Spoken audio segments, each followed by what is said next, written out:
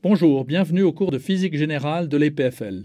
Dans ce module, on va analyser la dynamique d'un pendule subissant une excitation paramétrique.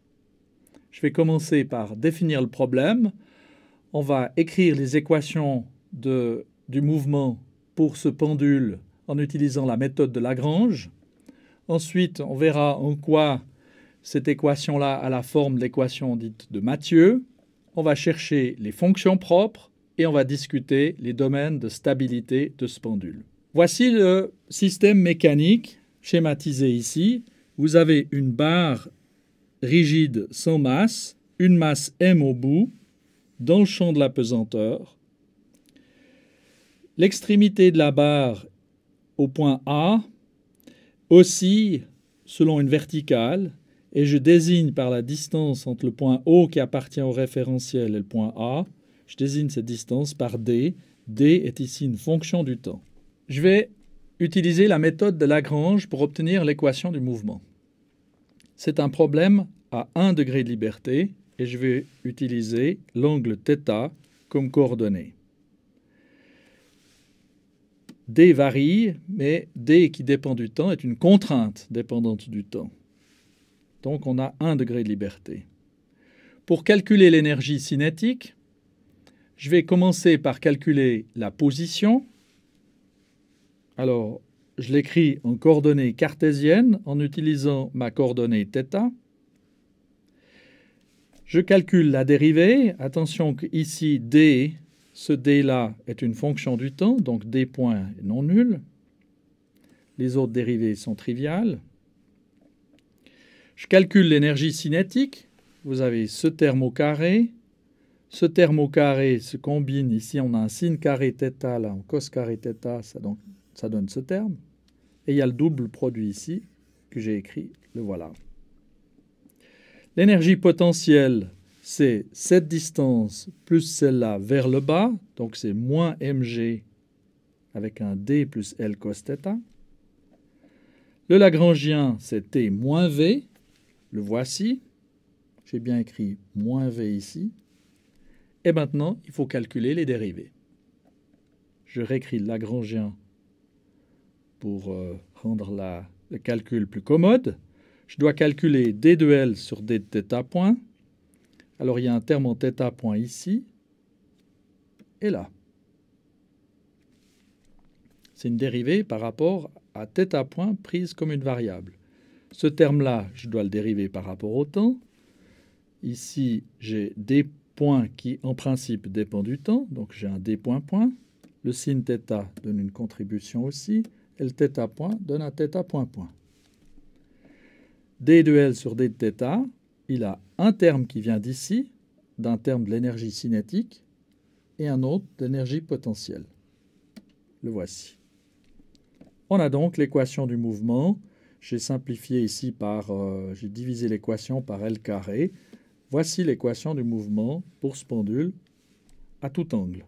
Maintenant, je vais vous montrer comment ce problème se réduit à une équation de Mathieu. D'abord, on va se convaincre qu'on a bien une équation de Hill. Pour ce faire, on va regarder la limite des petits angles et puis on va imposer pour que D est une fonction périodique. J'ai choisi, pour pouvoir facilement me réduire à l'équation de Mathieu, j'ai choisi d'écrire 2 oméga t plutôt que oméga t. Et je vais garder le 2 comme dans l'équation de Mathieu. Si θ tend vers 0, on a le sin θ ici qui devient θ. Et on a donc ces 2 termes. Et ici, on a une équation qui a la structure d'une équation de Hill, avec ici un terme oscillant, donc cette fonction-là est bien une fonction périodique. Je peux multiplier θ par L, si je veux, pour avoir un x, qui a la forme d'une fonction de Hill.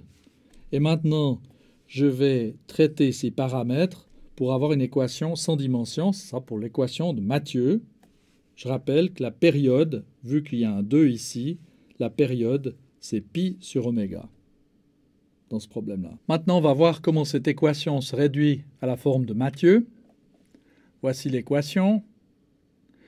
Voici la forme de Mathieu. Alors, on voit que ici, on va pouvoir écrire la dérivée deuxième par rapport au temps de cette manière-là.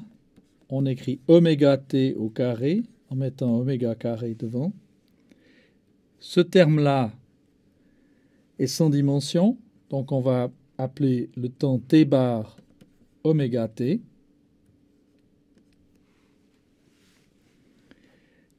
Et ici, on a la dérivée θ seconde.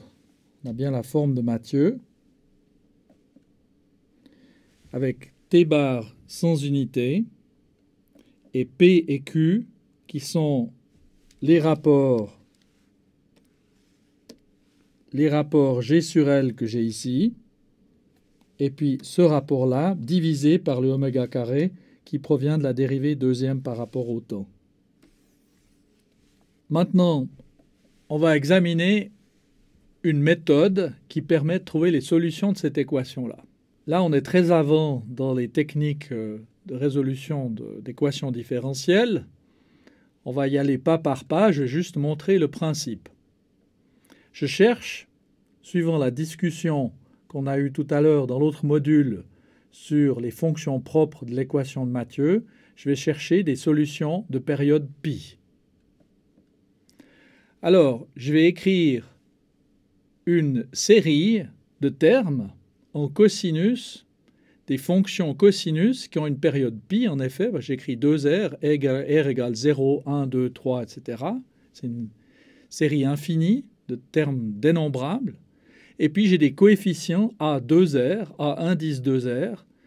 Ce sont les poids respectifs de tous ces coefficients. Si je veux faire en sorte que ce E1 bar soit une solution, je dois le mettre dans l'équation différentielle. J'aurai des termes en cosinus 2t qui multiplient le cosinus 2rt. Ces produits de cosinus, je peux les réduire en somme de cosinus avec des règles trigonométriques que je rappelle ici. Quand on fait ce travail, c'est un peu laborieux, on arrive aux relations suivantes. Alors, on a des relations, comme les premières sont faciles, mais très vite, on voit que ça se gâte. Déjà la deuxième, en fait, parce qu'on a A2 qui est lié à A0 et à A4. De même, on a A2R qui est lié à 2R moins 2 et 2R plus 2. On a des relations de récurrence qui sont assez complexes. Mais enfin, de la première, on peut obtenir A2 sur A0. De la deuxième, je peux aussi calculer A2 sur A0.